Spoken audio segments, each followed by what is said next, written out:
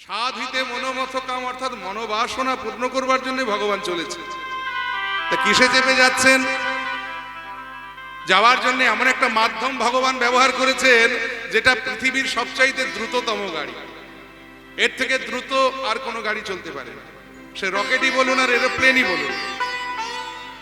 এই পৃথিবীর সবচাইতে দ্রুততম গাড়িটার নাম হলো এই মনরূপী রথ, যাতে চড়ে আপনি এই মুহূর্তে এক্ষুনি এখান থেকে 1 সেকেন্ডেরও কম সময়ে আপনি আমেরিকা পৌঁছে যেতে পারেন।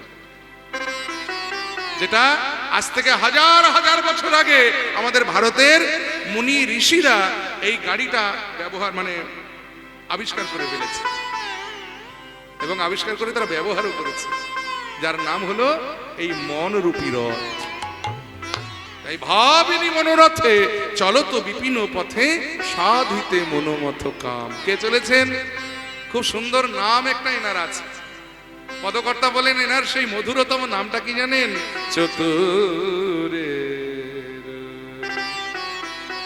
শিরোমণি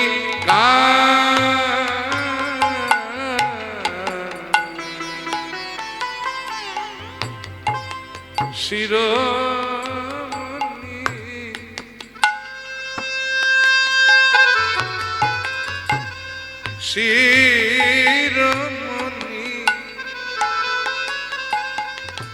শিরোমণি শিরোমণি কান,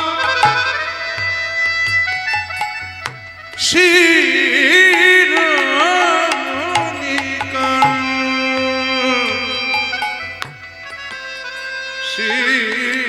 শিরোমণি কান, শিরোমণি কান, চতুরের শিরোমণি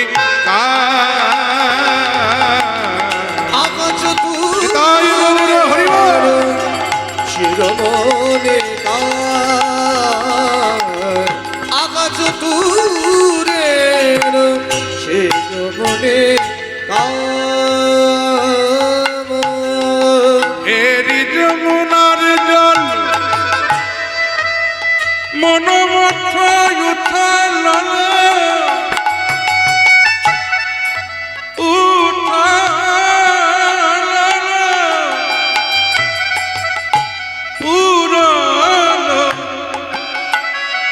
পুরল মুরলি নিশান, মুরলি নিশান, মুরলি নিশান,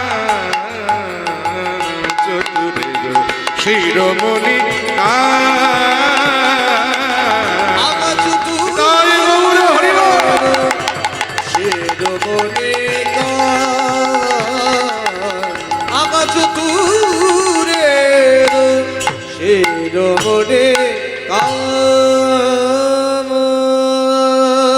চতুরের শিরোমণি কান।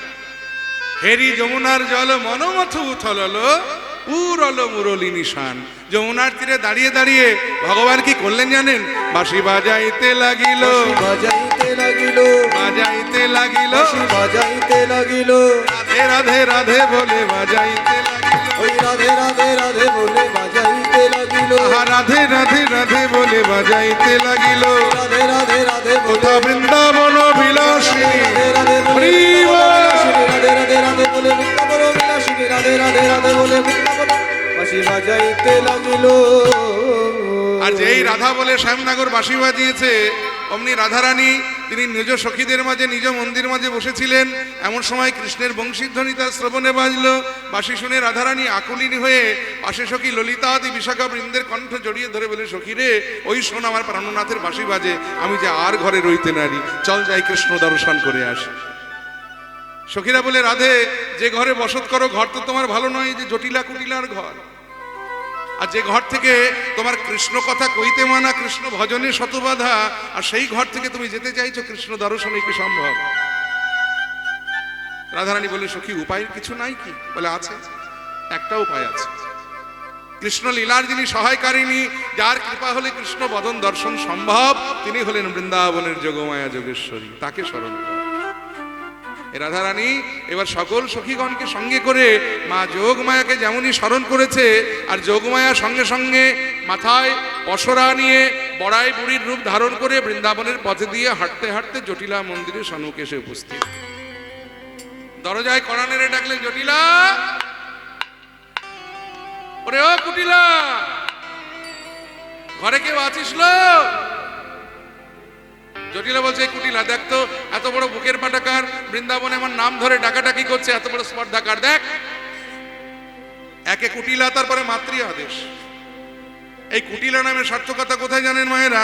কুটিলা শব্দের অর্থ কি জানেন? কুটিলা শব্দের অর্থ কি? কুটিল মন যার।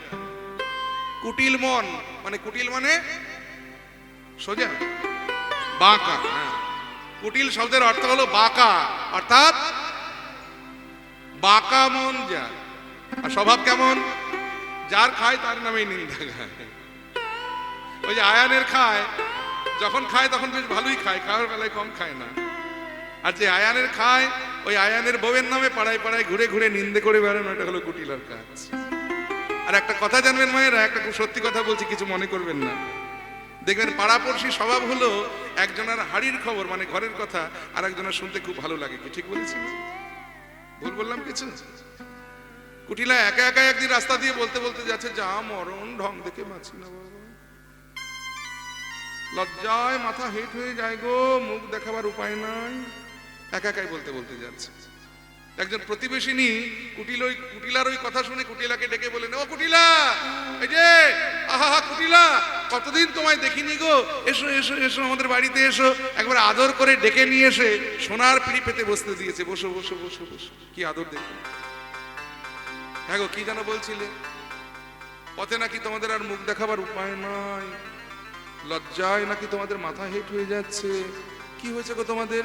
সে কি আর বলতে, ওই যে কথায় বলে, ঘরের কথা পরের কাছে কইতে মানা। তো তোমরা কি আর আমাদের পর? তোমরা হলে আপন জন, চিন্তা করুন। বৌদি আপন নয়, পাড়াপড়শি আপন হয়েছে। ওই যে গো আমাদের বাড়ির, দেখো বাপা ওর 5 কান করুনি জান, তোমরা নিজেদের লোক বলে বলছি। ওই যে আমাদের বাড়ির বড় বউটা না, বাপ রে বাপ, বাপের জন্মরকম বউ দেখিনি বাবা। ও পাড়ায় নন্দের বেটা কেলে ছোড়া, তার সঙ্গে কি ঢলাঢলি বাবা, ঢং দেখে আর বাঁচি। এই হলো কুটিলার স্বভাব। সবে মাত্র দুপুরবেলা দুটো ভালো মন্দ খেয়ে মুখে মিষ্টি পান ভরে পান চিবাতে চিবাতে চিন্তা করছে যে আজকে পাড়ায় পাড়ায় ঘুরে ঘুরে বউয়ের নামে কোন নিন্দাটা করা যায়। আর ঠিক এমন সময় চিন্তায় ব্যাঘাত, মায়ের আদেশ হলো যে যা দেখে আয় কে এসেছে। কুটিলার আগে গজগজ করতে করতে গৃহের দ্বার উন্মুক্ত করে দেখছে গৃহের দ্বারে দাঁড়িয়ে আছে বড়াই বুড়ি। রাগ বেড়ে কুটিলার 10 গুণ হয়ে গেল, কারণ এই বুড়ি মাকে কুটিলার কিছুতেই দু চোখে দেখতে পারে না। মনে মনে বলছে, মরণও হয় না, ছুটছুটে ঘাটের মোড়া বুড়ি, মরতে যে কেন বারবার আমাদের বাড়িতে আসে, যত নষ্টের গোড়া হলো এই বুড়িটা। কতবার মাকে বলেছি, কতবার দাদাকে বলেছি, কেউ আমার কথা বিশ্বাস করে না। আমি কুটিলা, মন্দভাষিনী, কারো নাকি ভালো দেখতে পারিনি। তো যাকে ওদের সংসারে আমার অত নাক গলিয়ে কাজ নেই, আমি আমার কাজ করে যাই। মা, ও মা, বড়াই বুড়ি এসেছে গো, তা আগে বলবি তো পোড়ামুখী। বুদ্ধি শুদ্ধি কবে হবে লো তোর? বুড়ো মানুষটাকে তুই পথে দাঁড় করিয়ে রেখেছিস। ছি ছি ছি ছি। এই লজ্জিতা হয়ে জটিলা তাড়াতাড়ি করে গৃহের দ্বার উন্মুক্ত করে বড়াই মাকে নিয়ে এসে হাত ধরে ডেকে নিয়ে এসে রত্ন সিংহাসন পেতে বসতে দিলেন। কারণ জ্ঞানে হোক আর অজ্ঞানেই হোক, আর ইচ্ছাতে হোক আর অনিচ্ছাতেই হোক, এই বড়াই মাকে কিন্তু বৃন্দাবনের সকলে খুব সমীহ করে। কারণ বৃন্দাবনে সকলের বড় হলেন এই বড়াই মা। তাই জটিলার ইচ্ছে না থাকলেও সম্মান জানাতে কিন্তু বাধ্য। সোনার সিংহাসন পেতে বসতে দিয়েছে। বসো মা, বসো বসো বসো। রাগ করো না মা, রাগ করো না। আসলে বুঝতে পারিনি যে তুমি এসেছো। তো যাক, অনেকদিন পরে আমাদের এদিকে এলে, সব কুশল তো? ভালো আছো তো? হ্যাঁ, কি মনে করে এলে? সব ভালো আছে তো? বলে হ্যাঁ হ্যাঁ রে, ভালোই আছে। আসলে যাচ্ছিলাম এই পথ দিয়ে, হঠাৎই তোদের বাড়ির সম্মুখে। বাপ রে বাপ, এ বাবা কি গন্ধ গো, বিচ্ছিরি একটা গন্ধ। আপনারা পাচ্ছেন না? এদিক থেকে আপনারা পাচ্ছেন না? গন্ধ পাচ্ছেন? আরে বাবা, আমি এখানকার গন্ধের কথা বলছি না, আমি জটিলার বাড়ির কথা বলছি। এই জটিলা, এই বাড়িতে তো পচা গন্ধ কিসের রে?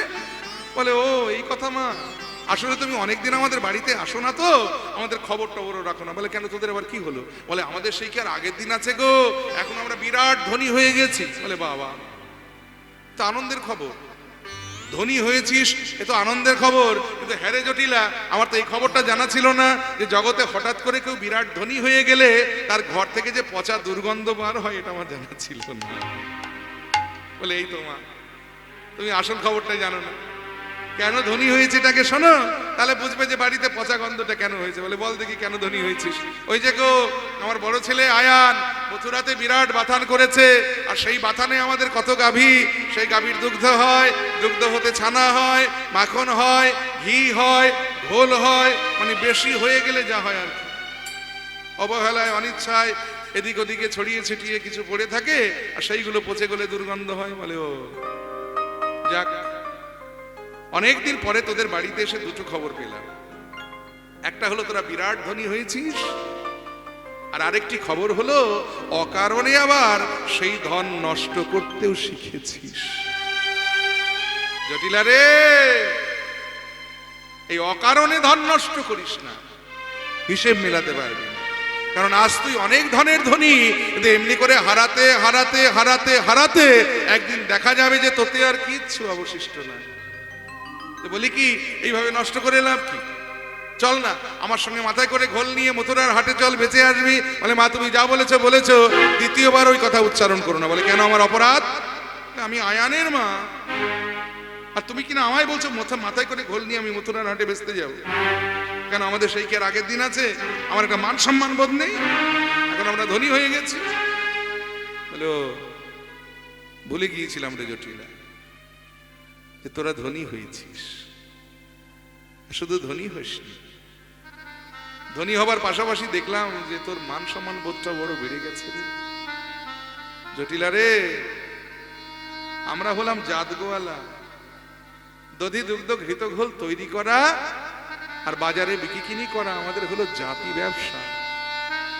সেখানেও তোর মান সম্মানের ভয়, কিসের এত অহংকার রে? এই ধন, এই ঐশ্বর্য, এই প্রাচুর্য, এ ধন কারো চিরদিন থাকে না রে জটিলা। রাজা হরিশ্চন্দ্রের নাম শুনেছিস? তার মতো দানবীর রাজা এই জগতে দ্বিতীয় কেহ ছিল না। কিন্তু বিশ্বামিত্র যেদিন দান সর্বস্ব তার সব চেয়ে নিয়ে নিয়েছিলেন, স্ত্রী পুত্রের হাত ধরে রাজ্য ছেড়ে চলে যাবে, ঘাটে মাধব পাটনি নৌকা নিয়ে বসেছিল, কত কেঁদে বলেছিলেন, মাধব রে আমায় চিনতে পারছিস? আমি তোদের রাজা দানবীর হরিশ্চন্দ্র, কত ধন কত সম্পদ আমি দান করে দিয়েছি রে মাধব। কিন্তু দেখ না, আস্তর ঘাটে পার হব, তোকে দেবার মতো একটা করি আমার নাই রে মাধব, তোকে দেবার মতো একটা করি আমার নাই। এমন সাধের রাজ্য ছাড়ি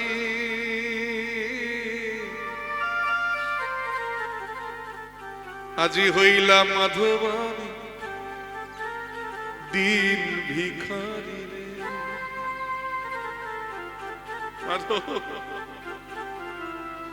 এমন সাধে রাজ্য ছাড়ি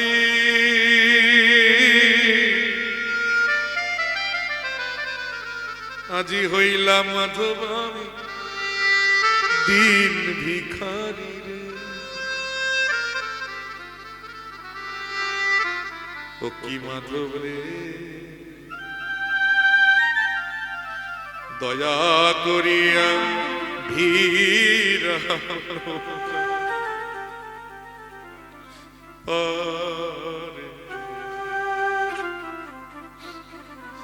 দয়া করিয়া ভীর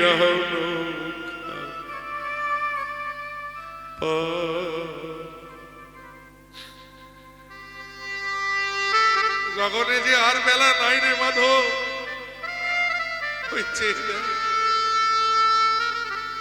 কুবের বেলা গেছে গড়ি,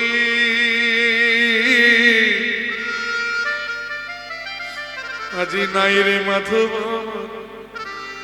পারের কড়ি রে, পুবের বেলা গেছে গড়ি,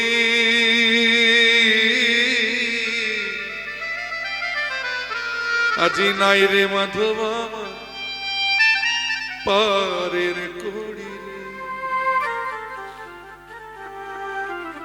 ও কি মাধব রে দয়া করিয়া ভিড় নৌকা পারে রে, দয়া করিয়া ভিড় নৌকা পারে। একটা কড়ির অভাবে রাজা হরিশ্চন্দ্র সেদিন মাধবপাট্টির নৌকায় পার হতে পারেনি। শুধু তাই নয়, একমাত্র পুত্র যেদিন সর্পদংশনে মারা গিয়েছিল, শ্মশানে দাহ করতে গিয়ে শ্মশানকে যে কর দিতে হয় সেটা দেবার ক্ষমতা রাজা হরিশ্চন্দ্র ছিল না। তাই ধন কারো চিরদিন থাকে না। তার প্রমাণ তো আমরা রামায়ণেই পেয়েছি। যে কবি বললেন না, অবতার শ্রীরামচন্দ্র মা জানকীর পতি, তার হলো বনবাস রাবণ করে দুর্গতি। অবতার শ্রীরামচন্দ্র মা জানকীর পতি, তার হলো বনবাস রাবণ করে দুর্গতি।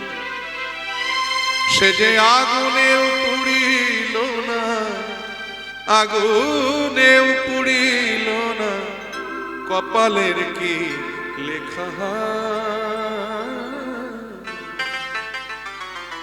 কাহারো সমান নাহি জান, চিরদিন কাহারো সমান নাহি জান।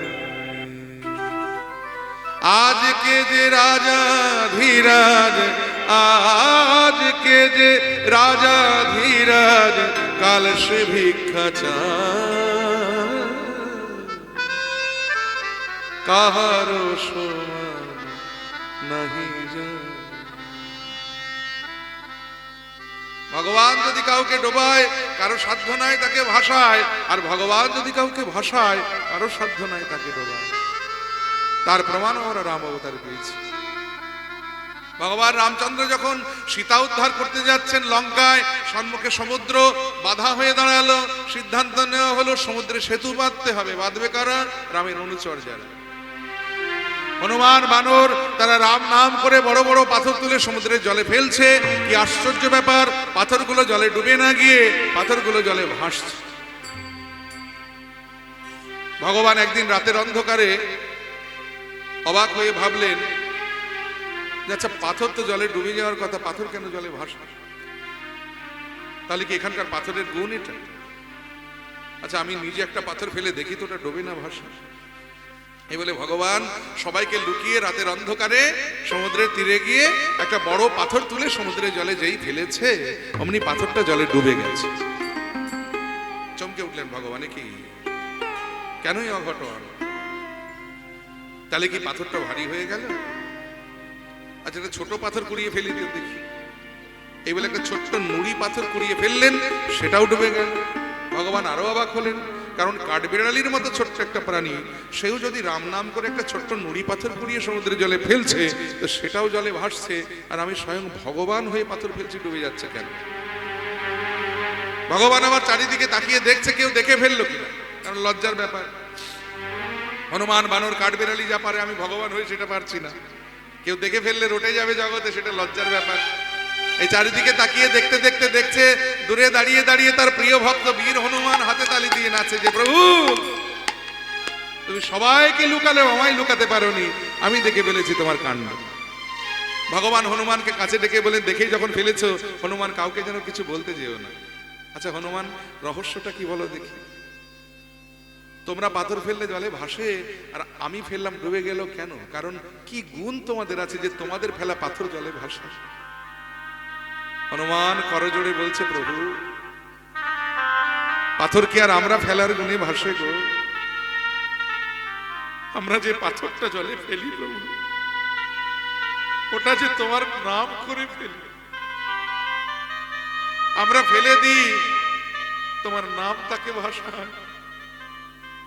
আর স্বয়ং তুমি নামী হয়ে যদি কাউকে ফেলে দাও, এ জগতে এমন শক্তি কার আছে যে তাকে ভাসাবো? তাই ভগবান ডোবালে কেউ ভাসাতে পারে না, আর ভগবান ভাসালে কেউ ডোবাতে পারে না। ভাবুন তো সেই দিনটির কথা, চারজনা যেদিন কাঁধে করে নিয়ে যাবে, এই যে ধন ঐশ্বর্য টাকা পয়সা গাড়ি বাড়ি কিছু যাবে সঙ্গে বাবা? কিচ্ছু যাবে না। এমনকি পরিধানের একটা বসনও সেদিন সঙ্গে দেবে। শুধু কি তাই, এই সাধের দেহটা চারজনা কাঁধে তুলে শ্মশানে নিয়ে গিয়ে চিতায় তুলে যখন আগুন ধরিয়ে পুড়িয়ে ছাই করে দেবে, তাই তো কবি বলেছেন, ও তোর সোনার অঙ্গ সেদিন হবে ভঙ্গরে, তুই যেদিন পুড়ে হবি সেদিন নীল আকাশে যাবি উড়ে।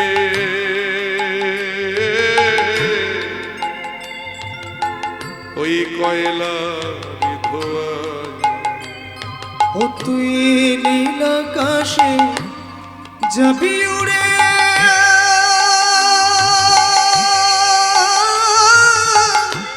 কয়লা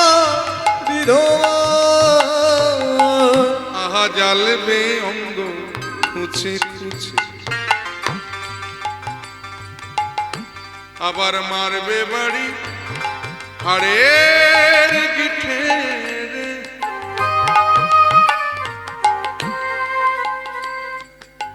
ও তোর পিঠের চামড়া সেদিন যাবে জ্বলে,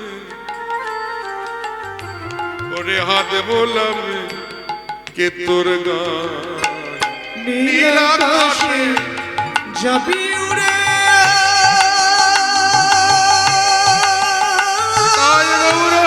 কয়লা বিধবা। কেউ যাবে না সেদিন সঙ্গে, তবে হ্যাঁ একজন কিন্তু সঙ্গ ছাড়বে না। কে বলুন তো? হরি নাম যাবে জান, এই প্রাণ যাবে। হরি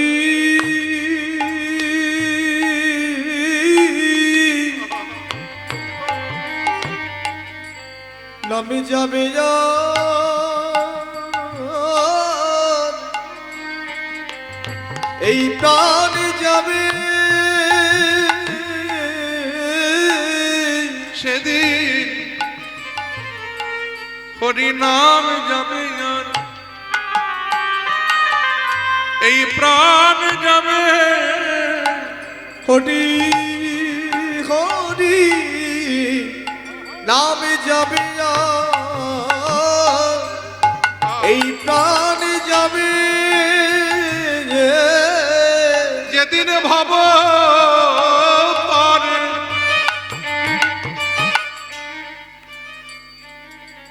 আমাদের যেতে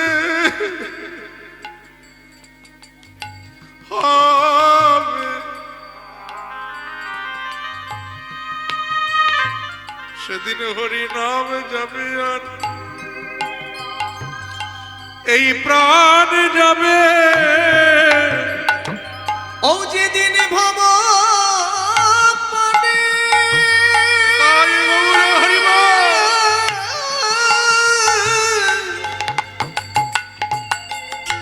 আমাদের যেতে হবে হরিবল। হরি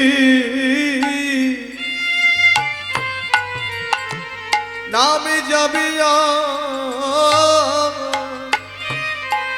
এই প্রাণ যাবে যেদিন আমাদের ভব পারে যেতে হবে, নামে হাত ধরে পার করে দিবে। যেদিন ভব পানে যেতে হবে, নামে হাত ধরে পার করে দিবে। যেদিন ভব পানে যেতে হবে, হরি নামে হাত ধরে পার করে দিবে। ভব পানে যেতে হবে, নামে হাত ধরে পার করে দিবে। ভব পানে যেতে হবে, হাত ধরে পার করে দেবে। ভব পানে যেতে হবে, হাত ধরে পার করে দিবে। ভব পানে যেতে হরির নাম যাবে আর এই প্রাণ যাবে। তাই দিন কারো চিরদিন সমান যায় না, চিরদিন কাহারও সমান নাহি যায়। আজকে যে রাজাধিরাজ, কাল সে ভিক্ষা চায়। বড়িমা জটিলা বলেন, বড়িমা তুমি এতদিনে আমার চোখ খুলে দিয়েছ গো, আমার বড্ড অহংকার হয়েছে, তুমি আমার সকল অহংকারকে চূর্ণ করে দিয়েছ। আমি তোমায় কথা দিচ্ছি মা, আমি জীবনে আর কোনোদিন কখনো এই ধনের অহংকার করব না। তবে মথুরা তোর কম দূর নয়, এত দূরের পথ মাথায় করে ঘোল নিয়ে আমার হেঁটে যাওয়া কি সম্ভব? কারণ বৃদ্ধা হয়েছি আমি। বুড়িমা বলে, তুই যেতে পারবি না তাতে কি হয়েছে, তোর মেয়ে কুটিলাকে পাঠিয়ে দে আমার সঙ্গে। তুমি আর মানুষ খুঁজে পেলে না, তুমি আমার কুটিলাকে নিয়ে হাঁটে যাবে।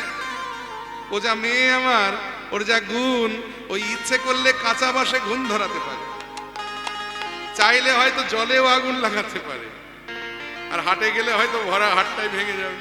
তাহলে উপায়? ছোট মুখে বড় কথা যদি কিছু মনে না করিস, একটা কথা বলি। হ্যাঁ তুমি নির্ভয়ে বলো। বলি কি, ঘরে তোর বড় বৌমা রয়েছে, এই যে রাধারানী, বৃন্দাবনে সকলকে হাতে ধরে বিকিনি শিখিয়েছি আমি, শুধু তোর বৌমাটাই বাকি আছে। তা দে না, আজকে বড় যোগ এসেছে, এই যোগে তোর বৌমাকে বিকিনিটা শিখিয়ে নিয়ে আসি। বলে মন্দ বলনি তোমার, তবে পারবে কি? একে ছেলে মানুষ, তারপর আবার রাজবাড়ির মেয়ে, তাতে কি হয়েছিল? আমার নাম বড়াই বুড়ি, এই বৃন্দাবনে সকলের বড় আমি, সকলকে হাতে ধরে বিকিনি শিখিয়েছি আমি, সেই বড়াই বড়াই করি আমি, নাম আমার বড়াই বুড়ি, আমার উপরে তোর একটু ভরসা নেই? আহা হা, তুমি এমন করে কেন বলছো মা? তোমার উপর আমার পূর্ণ বিশ্বাস আছে। বেশ, তুমি যখন এত করে বলছো, তাহলে আমার বড় বৌমাকে নিয়ে যাও। তবে দেখো, তো ছেলে মানুষ, ও তো কিছু বোঝে না, তুমি মথুরার হাটে নিয়ে গিয়ে খুব ভালো করে বিকিনিটা শিখিয়ে দিও। এই দেখুন, অনুমতি হয়ে গেল। কৃষ্ণ বড় চতুর, কিন্তু যে জন কৃষ্ণ ভজে সে আরো বড় চতুর। চাতুরালি না করলে কৃষ্ণ ভজন হয় না। কি সুন্দর চাতুরালি করে এই বুড়িমা জটিলার কাছ থেকে রাধারানীর জন্য অনুমতিটা আদায় করে নিলেন, আর নিয়েই রাধারানীর মন্দিরে গেলেন।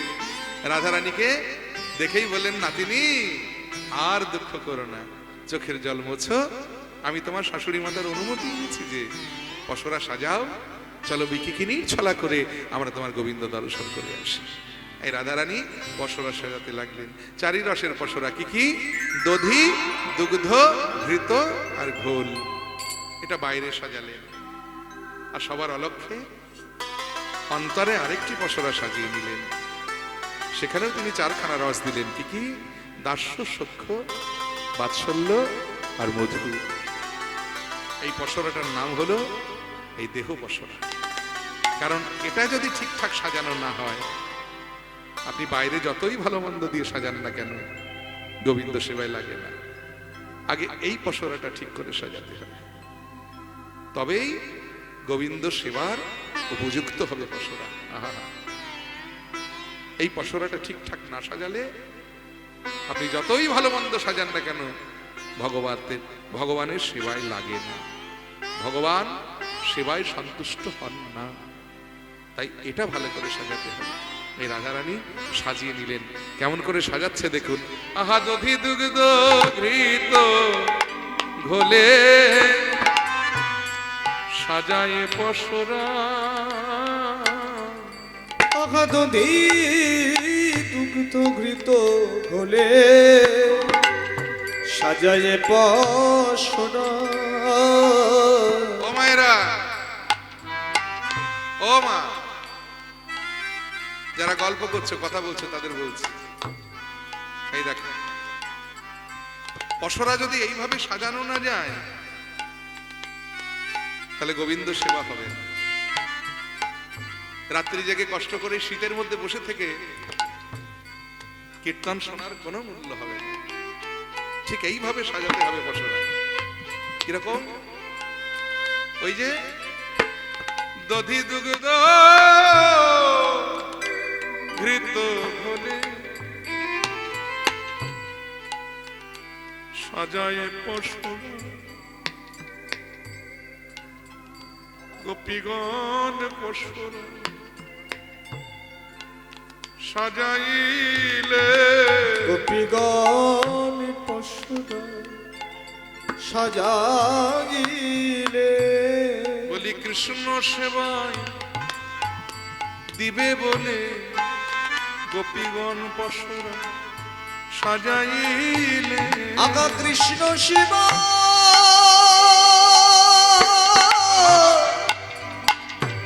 ওই সেবা দিবে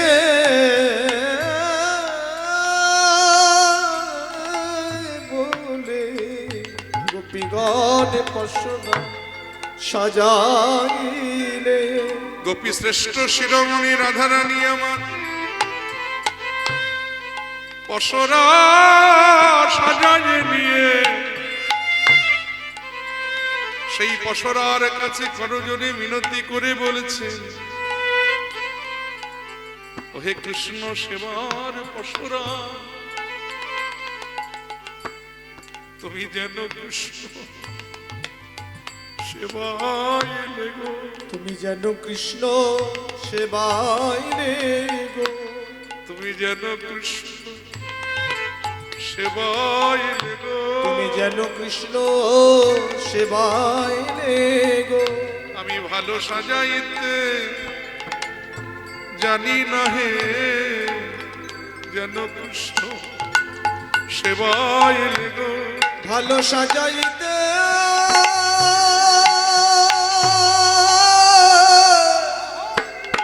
অগ সাজাইতে জানি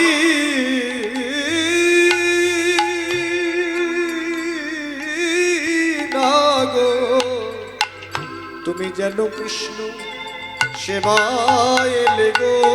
আমি হলাম আলা ভোলা গোমা, হোলা মালা ভোলা গোবালিনী, আমি কৃষ্ণ সেবার কিবা জানি, হলাম আলা ভোলা গোয়ালিনী, ওই কৃষ্ণ সেবার কিবা জানি, হোলা মালা ভোলা গোবালিনী, আমি কৃষ্ণ সেবার কিবা জানি, হলাম আলা ভোলা গোয়ালিনী, আমি কৃষ্ণ সেবার কিবা জানি, যেন নিজ গুণে সেবাইলে ও কৃষ্ণ সেবার কিবা জানি, তুমি নিজ গুণে সেবাইলে ও কৃষ্ণ সেবার কিবা জানি, তুমি নিজ গুণে সেবাইলে গো, ও কৃষ্ণ সেবার কিবা জানি, নিজ গুণে সেবাইলে গো, কৃষ্ণ সেবার কিবা জানি, নিজ গুণে সেবাইলে গো, আলা ভোলা যেন কৃষ্ণ সেবাইলে গো। এই পসরার কাছে মিনতি করে এমনি করে রাধারানী আমার পসরা সজ্জিত করে এবার চলেছেন মথুরার হাটে বিকিকিনি ছলা করে গোবিন্দ দর্শন করতে। মথুরার বিকে চলে যত ব্রজবালা ব্রজবালা, মথুরার দিকে চলে যত ব্রজবালা ব্রজবালা, মথুরার বিকে চলে যত ব্রজবালা ব্রজবালা, মথুরার দিকে চলে যত ব্রজবালা ব্রজবালা, সারি সারি চলেছে গো, সারি সারি চলেছে গো, সারি সারি চলেছে গো, সারি সারি চলেছে, সারি সারি চলেছে গো, খাইল এ পশারি সারি সারি চলেছে মাথায় লয়ে বসারে সারি সারি চলেছে গো মাথায় লয়ে বসারে গাই কৃষ্ণ নামের সারি মাথায় লয়ে বসারে গাই কৃষ্ণ নামের সারি গাই লয়ে পশারি গাই কৃষ্ণ নামের সারি মাথায় লয়ে পশারি সারি সারি চলেছে গো প্রেম কো গতি দুর্বা প্রেম কোটি দুদবা প্রথম যৌবনাধনী নবীন পঞ্চশনী প্রথম যৌবনা ধনে নবীন প্রাণতনী প্রেম কি ভুলিবারি হা প্রেমকে হই বলিহা প্রখর রবিরতাপে চলিয়া যাইতে ওই প্রখর রবিরতাপে চলিয়া যাইতে পথে ঘামি আছে ও মুখ শশী গো আমি আছি ও মুখ শশী গো বলি শীতল তরুর ছায় রহিয়া রহিয়া যায় শীতল তরুর ছায় রহিয়া রহিয়া যায় যমুনাতে দেখা দিল আসি যমুনাতে দেখা দিল আসি যমুনার তীরে এসে দাঁড়িয়েছে নদীকে ভগবান কি করেছেন যমুনা বক্ষে নৌকা বিহার করবেন বলে যোগমায়াকে স্মরণ করেছেন আর যোগমায়া গোপালের ডাকে না সাড়া দিয়ে থাকতে পারেন কাছে গিয়ে বলছে গোপাল তুমি আমায় ডেকেছো হ্যাঁ মা কেন ডেকেছো মা গো আজ আমার ইচ্ছে হয়েছে আমি রাধারানীকে বামে লয়ে এই যমুনার বক্ষে নৌকা বিহার করব তুমি আমায় একটা নৌকা বানিয়ে দাও বলে নৌকা তো কান্ডারি কে হবে বলে কেন আমি হব কান্ডারি আর তুমি যদি কান্ডারি হও গোপাল তুমি যদি হও কান্ডারি আমি হব তোমার দেহ তরি তুমি যদি হও কান্ডারি আমি হব তোমার দেহ তরি আমরা ভাসিব ওই যমুনার নীরে গো ভাসিব নারণী রে আহা ভেসে বেড়াবো এসে বেড়াবো আমরা ভেসে বেড়াবো এসে বেড়াবো বলে যমুনার জলে আমরা ভেসে বেড়াবো যমুনার জলে বলি রাধে রাধে রাধে বলে যমুনার জলে আমরা রাধে রাধে যমুনার জলে আমরা রাধে রাধে রাধে রাধে বলে ভেসে বেড়াবো তাহলে দেহতরি কেমন করে বানানো হলো এই দেখুন তরি বানাচ্ছে তরি বানাতে গেলে তরি মানে নৌকা নৌকা বানাতে গেলে নৌকার দুটো মাথা আগে বানাতে হয় মাথা মানে দেখবেন এই যে ত্রিভুজের মতো দেখতে নৌকার দুটো মাথা নৌকা বানানো দেখেছেন মায়েরা কোনোদিন দেখেননি বোধহয় কারণ নদীর দেশে যাদের বাড়ি তারা নৌকা বানানো দেখেছে অনেক নদীমাতৃক দেশে যাদের বাড়ি তো যাই হোক নৌকা বানাতে গেলে নৌকার দুটো মাথা আগে বানাতে হয় কারণ এই মাথা যদি ঠিকঠাক বানানো না হয় সারা জীবন নৌকাটা কোনোদিন সোজা চলবে না সারা জীবন এঁকে বেঁকে চলবে এই নৌকার মাথা দুটো আগে ঠিকঠাক বানাতে হয় এই দুদিকে দুটো মাথা থাকে ত্রিভুজের মতো ত্রিকোণাকৃতি নৌকার পরিভাষায় এই নৌকার মাথাকে কি বলে জানেন গলুই নৌকার মাথাকে বলা হয় গলুই গলুই গ লয় রস্যু রস্যই এই যে গলুই কি দিয়ে গলুই বানানো হলো দুটো গলুই কি দিয়ে বানালেন বলে বিবেক বৈরাগ দিয়া গলুই গরিল আগামীকে কবই রাখো দিয়া গলুয় গড়িল আহা বিবেক বৈরাগ দিয়া তাহলে দুটো গলুই কি দিয়ে বানানো হলো একটা বিবেক আর একটা হলো বৈরাগ বিবেক মানে বন্যার জলে ঘর বাড়ি সব ভেসে গেছে সঙ্গে সঙ্গে পকেট থেকে 500 টাকার নোট বার করে তাকে দিয়ে বললাম আহারে না ওইটা ভাই মানে বিবেক জাগ্রত হলো তাই কি এই বিবেক সে বিবেক নয় বিবেক যার জাগ্রত হয় তাকে বলে বিবেকানন্দ কারণ বিবেক যদি একবার জাগ্রত হয় এই সংসার তাকে আর বেঁধে রাখতে পারে না গোটা পৃথিবীটা গোটা বিশ্বটাই তখন তার কাছে সংসার আর বৈরাগ্য অনেক দূরের কথা অত সহজ জিনিস নয় বৈরাগ্য 6 প্রকারের বৈরাগ্য আমাদের এই জগতে আছে তার মধ্যে দুটো বৈরাগ্য আমাদের মধ্যে খুব প্রবল ভাবে আছে একটা হলো মর্কট বৈরাগ্য আর একটা হলো শ্মশান বৈরাগ্য। মর্কট বৈরাগ্য মানে, মর্কট মানে হলো বানর। এই বানর দেখবেন খুব প্রভু ভক্ত হয়। আপনি যদি একটা বানর পোষেন, বানর আপনার সব কথা শুনবে, একবারে সমস্ত কাজ করে দেবে। দরকার হলে বাজারের ব্যাগ ধরিয়ে দিয়ে হাতে যদি লিস্টি করে দেন, বাজার করে নিয়ে এসে দেবে। কিন্তু সামনে যদি একটা বানরই দেখতে পায়, সঙ্গে সঙ্গে বানর সব ভুলে যাবে। তেমনি আমরা মালা করছি, তিলক করছি, আহ্নিক করছি, জপ করছি, নিরামিষ খাচ্ছি, কিন্তু বৈষ্ণবী দেখলেই নিতাই গৌর হরি বল। এটার নাম হলো মর্কট বৈরাগ্য। এটা আমাদের মধ্যে আছে দেখবেন। আর একটা হলো শ্মশান বৈরাগ্য। মানুষ মরে গেলে যখন শ্মশানে পুড়াতে নিয়ে যাওয়া হয়, চিতায় তুলে দিয়ে দেখবেন তখন মনে হয় এই তো জীবন। হিংসা বিবাদ লোভ হোক বিদ্বেষ, চিতাতেই সব শেষ। চিতাতেই সব শেষ মনে হয় না?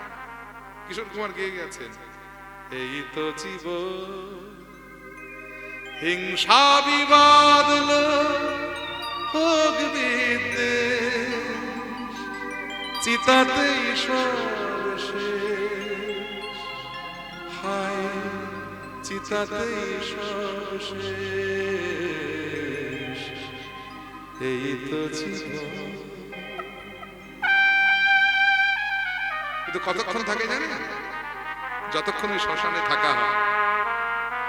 যেই বাড়ি চলে আসবেন দেখবেন সব ভুল হয়ে গেছে। আবার মোবাইল ঘাটছেন, ফেসবুক করছেন, হোয়াটসঅ্যাপ করছেন, সব ল্যাপটপও ঘাটছেন, সবকিছু। ওই শ্মশানের কথা তখন আর মনে থাকে না। এটা হলো শ্মশান বৈরাগ্য। কিন্তু বৈরাগ্য অত সোজা কথা নয়। বৈরাগ্য অত মুখের কথা নয়। বৈরাগ্য কাকে বলে জানেন? এক বাড়িতে দুই ভাই, দেখুন বৈরাগ্য কি করে আসে। এক বাড়িতে দুই ভাই, ছোট বড় ভাই মুখে রক্ত তোলে সংসারের জন্য, খেটে একেবারে পাগল। আর ছোট ভাই সে বসে বসে শুধু খায় দায় আর হচ্ছে ওই চিন্তা ভাবনা করে কি করে মানে এ করা যায় তা করা যায়, গৃহের কাজকর্ম কিচ্ছু করে না।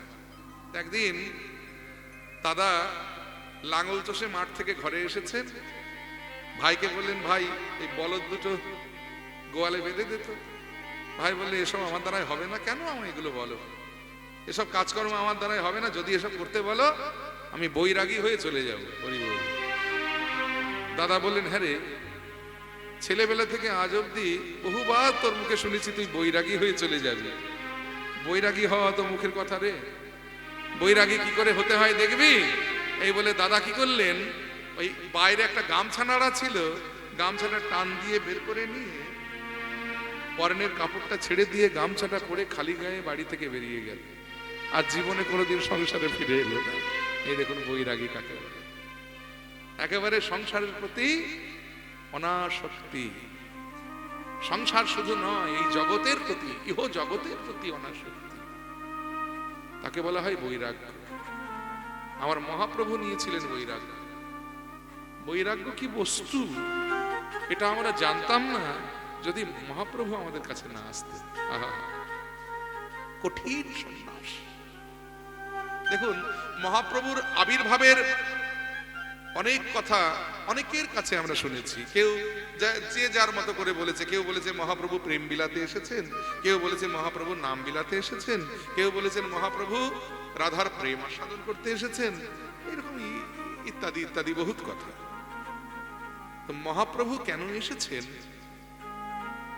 এটা পুরীর সার্বভৌম পণ্ডিত যখন মহাপ্রভুকে দেখেছিলেন, দেখে তিনি তার মতো করে মহাপ্রভুর আগমনের আসার কারণটা তিনি ব্যাখ্যা করেছিলেন। কারণ সবার তো ব্যাখ্যা একরকম হয় না। দেখবেন এক একজন এক এক চোখ দিয়ে দেখে। আমার দেখাটা যেমন হবে আপনার দেখা তেমন হবে না, আবার আপনার দেখা যেমন হবে আমার দেখা তেমন হবে না। সার্বভৌম ছিলেন পণ্ডিত, বিশ্ববিখ্যাত পণ্ডিত। এখন একটা সাধারণ মানুষের দেখা আর একটা পণ্ডিতের দেখা তো একরকম হয় না।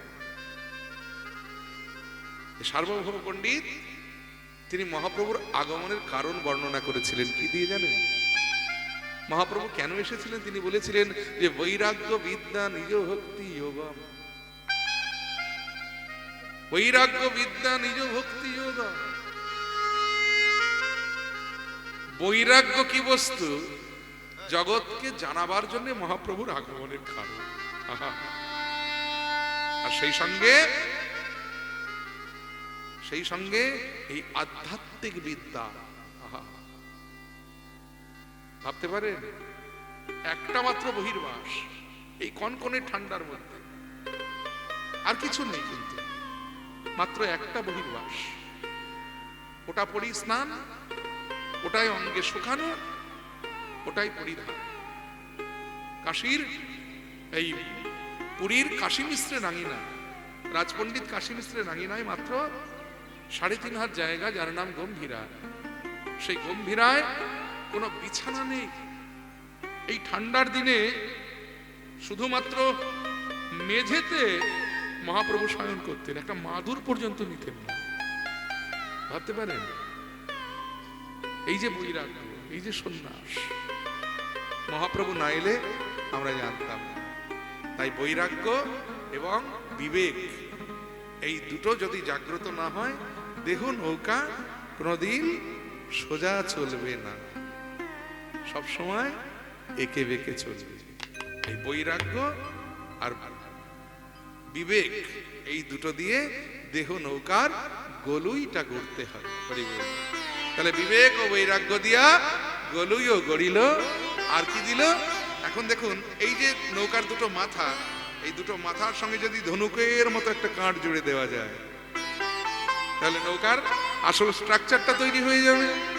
এই যে ধনুকের মতো কাঠটা, নৌকার পরিভাষায় এই কাঠটাকে কি বলে জানেন? কাঠটাকে বলে দাঁড়া। দয়ে চন্দ্রবিন্দু আকার, ডয়ে শোনো রয়ে আকার, দাঁড়া। এই দাঁড়াটা কি দিয়ে দিল দেহ নৌকায়? ধৈর্য দাঁড়ার উপর খাড়া করিল, ধৈর্য দাঁড়ার উপর খাড়া করিল, ধৈর্য দাঁড়ার উপর খাড়া করিল, ধৈর্য দাঁড়ার উপর খাড়া করিল। প্রাণে ধৈর্য থাকা চাই, প্রাণে ধৈর্য থাকা চাই, প্রাণে ধৈর্য থাকা চাই, প্রাণে ধৈর্য থাকা চাই। বুঝবি যদি ব্রজের কানায়, প্রাণে ধৈর্য থাকা চাই, বুঝবি যদি ব্রজের কানায়, প্রাণে ধৈর্য থাকা চাই। ধৈর্য বিনা কিন্তু কৃষ্ণ ভজন হবে না। অধৈর্য হয়ে গেলে কৃষ্ণ ভজন হবে না, ধৈর্য প্রয়োজন। কতটা ধৈর্য দরকার এই কৃষ্ণ ভজন করতে গেলে, দেখুন তার একটা প্রমাণ আমরা পেলাম। এক ব্যক্তি গুরুর কাছে দীক্ষা গ্রহণ করতে গেছে। গুরুদেব বললেন, বাবা অত সহজে তো দীক্ষা দিই না আমি কাউকে, তুমি কৃষ্ণ ভজনের উপযুক্ত কিনা আমায় আগে পরীক্ষা দাও। বলে কি করতে হবে গুরুদেব? বলে এই নাও মাটির কলসি, এই কলসি করে গঙ্গা থেকে জল এনে প্রত্যেক দিন আমার আশ্রমে কৃষ্ণের ফুলের বাগান আর তুলসীর বাগানে ঢালবে। আমি যেদিন বুঝবো তোমার হৃদয় ভূমিটি উর্বর হয়েছে, আমি সেদিন নিজেই তোমার হৃদয় ভূমিতে কৃষ্ণ ভজনের বীজ বুনে দেব। শুরু হলো পরীক্ষা। 1 দিন 2 দিন 3 দিন 4 দিন, 1 মাস 2 মাস 3 মাস 4 মাস, এমনি করে 6 মাস কেটে গেল, কিন্তু গুরুদেবের কৃপা হচ্ছে না। মাথায় করে জল বইই যাচ্ছে। 6 মাস যখন অতিবাহিত হয়ে গেল, ভদ্রলোক একদিন বিরক্ত হয়ে গেলেন, যে বাবার কতদিন জল বই বলে বাবা, এলাম দীক্ষা নিতে, 6 মাস ধরে গুরুদেব আমার মাথা করে জল বইয়ে গেল, না এ আমার দ্বারা কৃষ্ণ ভজন হবে না, এর থেকে আমার বাড়ি ফিরে যাওয়া ভালো। এই বলে অধৈর্য হয়ে মাটির কলসিটা ধরে মাটিতে আছাড় মেরে ভেঙে ফেলতে যাবে, এমন সময় কথা বলে উঠলো মাটির কলসিটা, দাঁড়াও। কে? কে? আমি মাটির কলসি। বলে রে বাবা, মাটির কলসি আবার কথা বলতেও জানে নাকি? বলে প্রয়োজন হলে তাও জানো। বলে কি ব্যাপার, তুমি আমায় থামিয়ে দিলে কেন? বলে দেবো না, ধৈর্য তোমার নেই, তুমি বাড়ি ফিরে যাও, আমায় কেন বঞ্চিত করছো? আমি তো কৃষ্ণ সেবায় অধিকার পেয়েছি, আমাকে বঞ্চিত করার অধিকার তোমায় কে দিয়েছে? জানো কত ধৈর্যের পরীক্ষা দিয়ে এই কৃষ্ণ সেবায় আমি অধিকার পেয়েছি। তাহলে শুনবে নাকি আমার ধৈর্যের ইতিহাস? শোনো, আমি প্রথম জীবনে মাটির কলসি ছিলাম না, আমি প্রথমে ছিলাম একটা জমিতে মাটি রূপে। প্রত্যেক বছর চাষি ভাই আমার উপরে লাঙল দিয়ে ফালা ফালা করে চাষ করে আমাদের ফসল ফলাতো, আর আমি রোদ জল বৃষ্টি সকল কিছু সহ্য করে নির্বিকারে ওই চাষি ভাইকে সোনার ফসল উপহার দিয়ে যেতাম। একদিন এক কুমোর বেটা একটা ঝুড়ি আর কোদাল নিয়ে এলো, জমি থেকে আমায় কোদাল দিয়ে কেটে কেটে ঝুড়িতে ভরে আমায় বাড়িতে নিয়ে প্রখর রবির তাপ, মানে একেবারে দুপুর বেলা রোদের মধ্যে আমায় উঠানের উপরে ঢেলে আমার উপরে জল দিয়ে দু পা দিয়ে আচ্ছা করে আমায় মারাতে লাগে। খুব কষ্ট হলো তখন, জানো। মনে মনে ভাবলাম এই বেটা কুমোরের প্রাণে দয়াময় বলে কিছু নাই রে। এইভাবে আমার উপরে জল ঢেলে দুপুরবেলা এই রোদের মধ্যে আমাকে দুই পা দিয়ে এইভাবে মারাচ্ছে। পরে বুঝেছিলাম আসলে কষ্ট দেবার জন্য নয়, আমার ভিতরে যে কাকড় শিকড় বাকড় নোংরা আবর্জনা ছিল, কুমোর ভাই আমার উপরে জল ঢেলে দুই পা দিয়ে মারিয়ে সেগুলো বেছে পরিষ্কার করে আমাকে পবিত্র এবং নির্মল করে দিয়েছিল। তারপরে আমায় ছেনে ছেনে ছেনে ছেনে গোল একটা কাঁদার তাল বানিয়ে দিল। আমি ভাবলাম যাক, বোধহয় আমার কপালে দুঃখ ঘুচল। পরে দেখি ও বাবা, এটা আরো কঠিন পরীক্ষা বাকি আমার সামনে। কি করলো জানো এবারে? তার সে গোল কাঠের চাকাটা, ওই চাকার উপরে আমায় বসিয়ে একটা লাঠি দিয়ে চাকাটা বনবন বনবন করে ঘোরাতে লাগলো। চাকাটা বনবন করে ঘুরছে, আমিও বনবন করে ঘুরছি। এই ঘুরতে ঘুরতে ঘুরতে ঘুরতে যখন চারিদিক আমার কাছে অন্ধকার হয়ে গেল, তখন ওই কুমোর বেটা তার দুটি হাতের দুটি আঙুলের নিপুণ কায়দায়, আহা গো, কি জানি কি জাদু আছে গো তার আঙুলে। কি সুন্দর আমায় একটা মাটির কলসি বানিয়ে দিল, জানো। আমি মাটির কলসি হয়ে গেলাম। ভাবলাম যাক, এবারে বোধহয় আমার দুঃখ ঘুষছিল। পরে দেখি আরো কঠিন পরীক্ষা বাকি। এরপরে আমার রোদের মধ্যে শুকোতে দিল। জ্যৈষ্ঠ মাসের প্রখর রোদ্রে, টনটনা রোদের মধ্যে আমি পুড়ে পুড়ে ভাজা ভাজা হচ্ছি, আর ওই বেটা কুমোর ঘরে শুয়ে শুয়ে পাখার বাতাস খাচ্ছে। এই দুঃখের কথা আমি কাকে বলবো বলো? রোদে পুড়ে পুড়ে পুড়ে পুড়ে যখন আমি একেবারে শক্ত হয়ে গেলাম, তারপরে কুমোর ভাই কি করলো জানো? আমাকে একেবারে গনগনে আঁচের আগুনের মধ্যে বসিয়ে দিল। দাও দাও করে আমার অঙ্গটা জ্বলছে। জ্বলতে জ্বলতে জ্বলতে জ্বলতে যখন আমি ঝলসে একেবারে টকটকে লাল হয়ে গেলাম, আগুন নিভে যাওয়ার পরে ওই কুমোর ভাই আমাকে তুলে এনে ঘরের একটি কোণে সযত্নে বসিয়ে রাখে।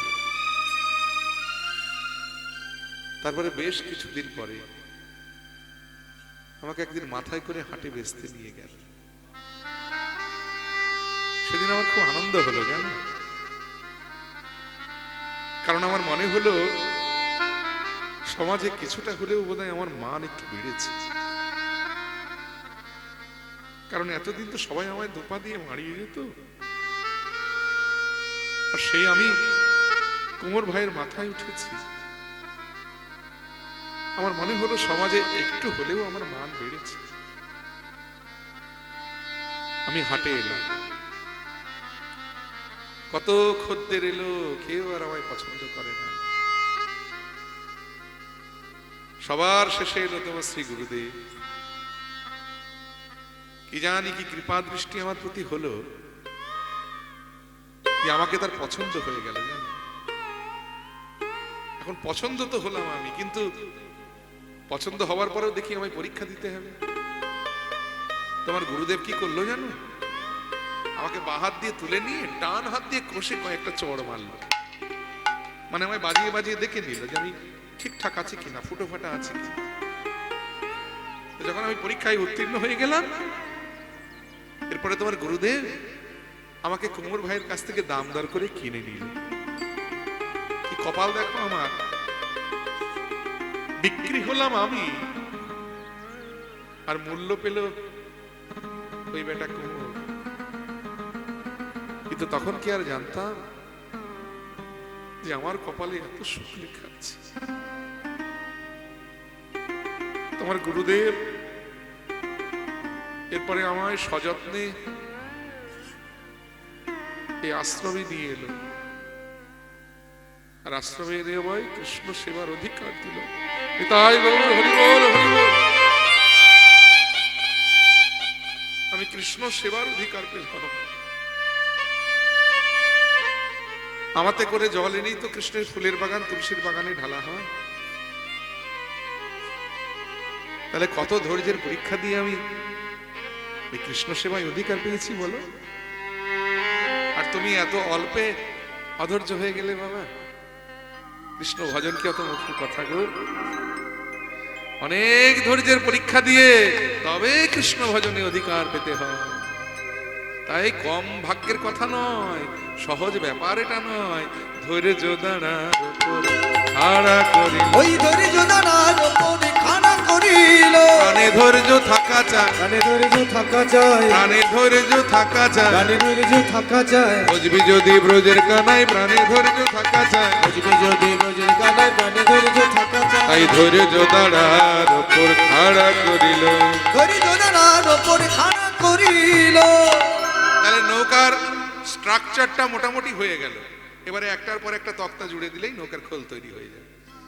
এখন এই যে তক্তা দেওয়া হলো, এই তক্তাগুলো কি দিয়ে দেওয়া হলো জানেন? আসক্তির তক্তায় তাহাতে জুড়িল, তাহাতে জুড়িল। আসক্তির তক্তা আনি তাকাতে বুড়িল, তাকাতে বুড়িল। তক্তাগুলো কি দিয়ে দিল? আসক্তি তক্তা। এখন জুড়িল বললে তো আর জোড়া যায় না। তক্তার সঙ্গে তক্তা জুড়তে গেলে একটা কিছু চাই, মাধ্যম।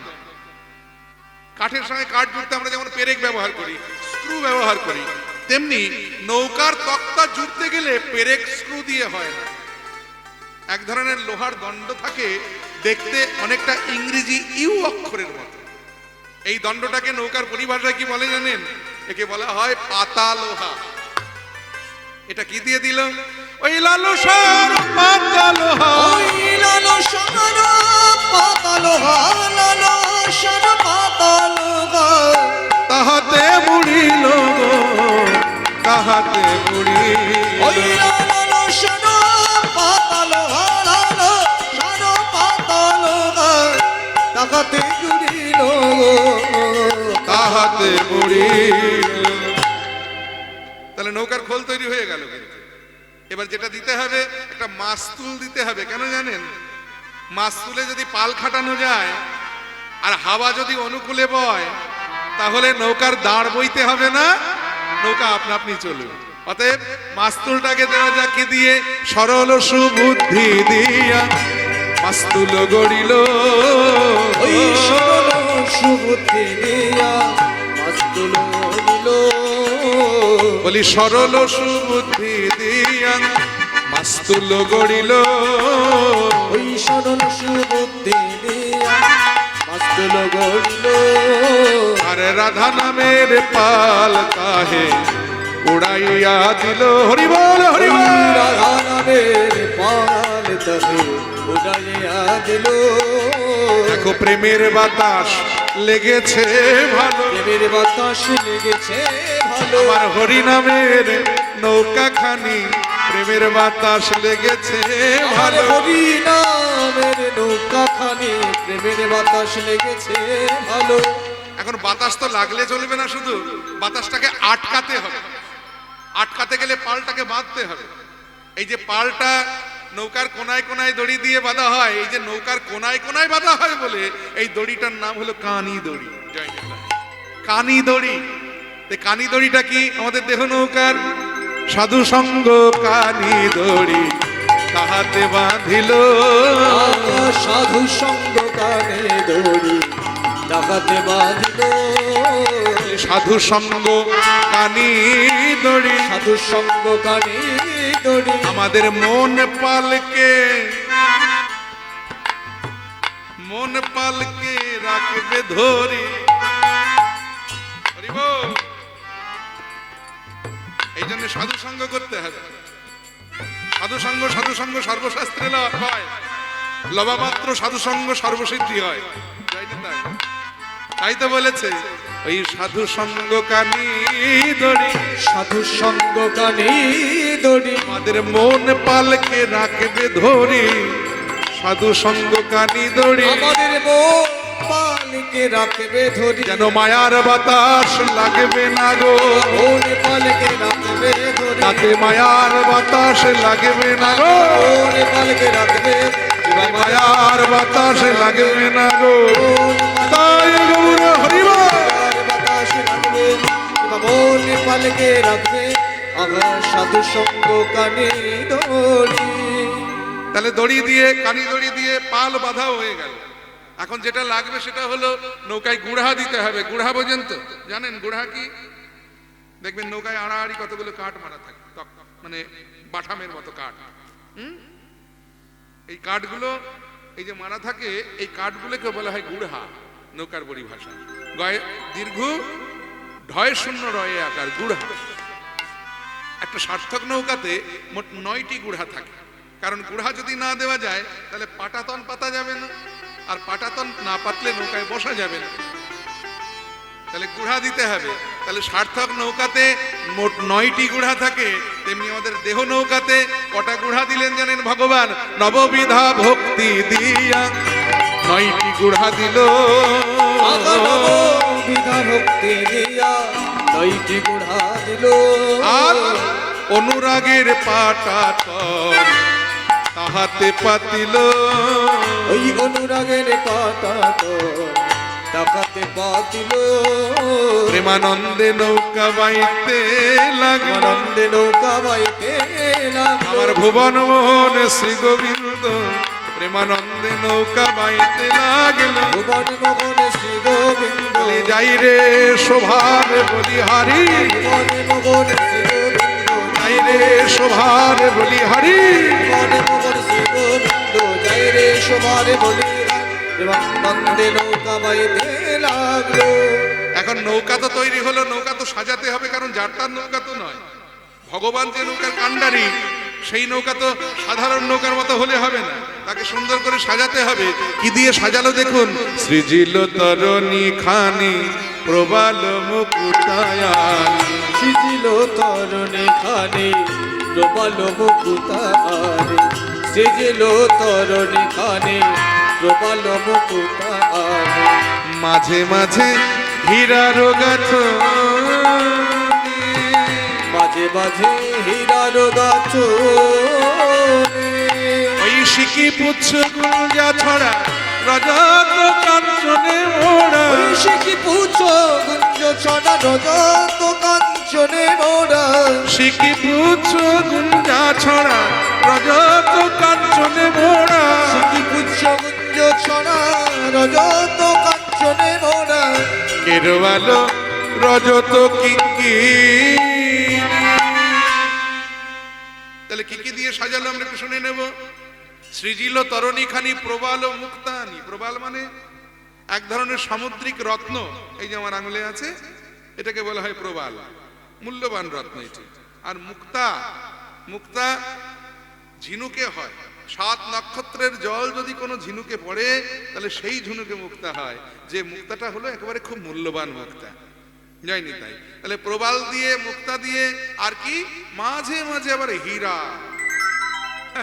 রত্নের মধ্যে সবচাইতে মূল্যবান রত্ন হলো হীরা। আর কি শিকি পুচ্ছ। শিকি পুচ্ছ মানে ময়ূরের পাখা, ময়ূরের পুচ্ছ। আর গুঞ্জা ছড়া।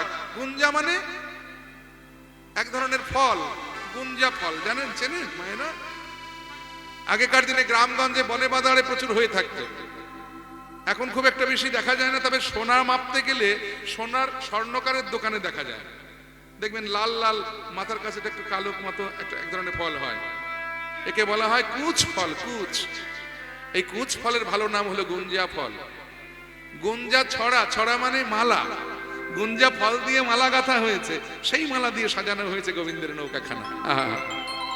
শিকি পুচ্ছ গুঞ্জা ছড়া রজত কাঞ্চনে মোড়া। রজত মানে রূপ, কাঞ্চন মানে সোনা। কেরওয়ালো রজত কিঙ্কিনী।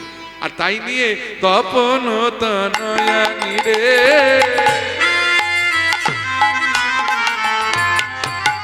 আবার ব্যাখ্যা। তপন মানে, তনয়া মানে মেয়ে বা কন্যা। সূর্যের কন্যা কি নাম? সূর্যের ছেলের নাম বলে ঋতুপর্ণা। সূর্যের ছেলের নাম কি? যম। তাহলে ভাই ফোটার দিনটা মনে করো না, তাহলে বেরিয়ে যাবে যমুনা। এই তো বাহ। কারণ ভাইয়ের কপালে ফোঁটা দিয়ে বলো না সেদিন, যে ভাইয়ের কপালে দিলাম ফোঁটা, জমের দুয়ারে পড়লো কাটা, যমুনা দেয় জমকে ফোঁটা। তাহলে যম যদি সূর্যের পুত্র হয়, যমুনা সূর্যের কন্যা। তাই বলছে তপন তনয়ানি রে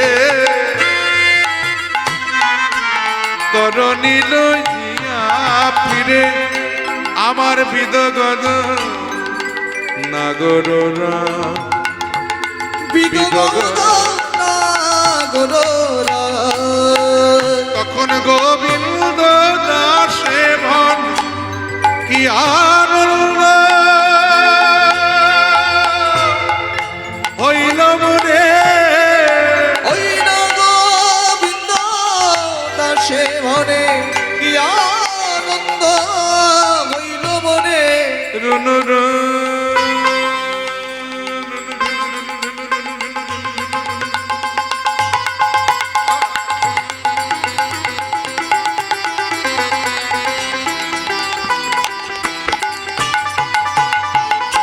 রুনুরো ঝুনুরো নুকুরবা রুনুরো ঝুনুরো। নৌকা সাজানো হলো, সেই নৌকা নিয়ে নাবিক সেজে প্রাণ গোবিন্দ আমার যমুনা বক্ষে নৌকা বিহার করতে লাগলেন। আর এদিকে রাধারানী তিনি যমুনার তীরে এসে দাঁড়িয়ে বলছে, হ্যাঁ রে নৌকা কোথায়, পারে যাবো যে। হঠাৎ রাধারানী বলে, ললিতা ওই চেয়ে দেখ, ওই বহু দূরে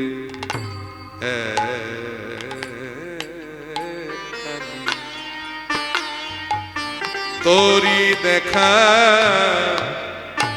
যাই গো। ওই বহু দূরে খানি তোরি দেখা যায় গো।